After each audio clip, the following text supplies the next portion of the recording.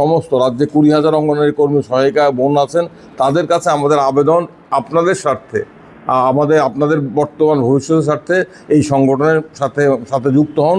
আমরা সবার সাথে লড়ব, সবার জন্য লড়ব। আমরা 8 বছর প্রতীক্ষা করেছি।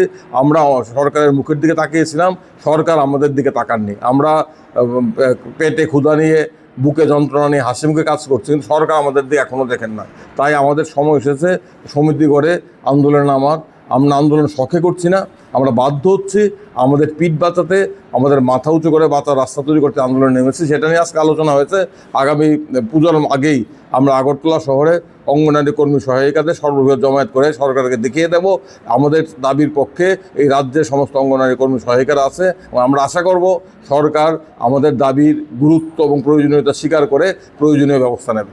আগামী দিনে যদি আমাদের সুপ্রিম কোর্ট রায় তো হয়েছে অলরেডি, এবং হাইকোর্টেরও রায় হয়েছে গ্র্যাচুইটি, এবং আমাদের সমকাজ সমবেতনটা যদি আমাদের দেওয়া না হয়, এবং আমাদের অন্যান্য সরকারি কর্মচারীর মতো যদি আমাদের সুযোগ সুবিধা না হয়, এবং আমাদের ওই 60 বছর থেকে যে 65 বছর না করা হয়, তাহলে আমরা রেগুলার যেটা গ্র্যাচুইটি বা আমাদের নিয়মিত স্বীকৃতি না দেওয়া হয়, তাহলে আমরা এই মহাকারণে নামিয়ে ওনাদেরকে বুঝিয়ে দিতে চাই আমরা অঙ্গনাদি কর্মী এবং সহকর্মীরা কি না করতে পারি।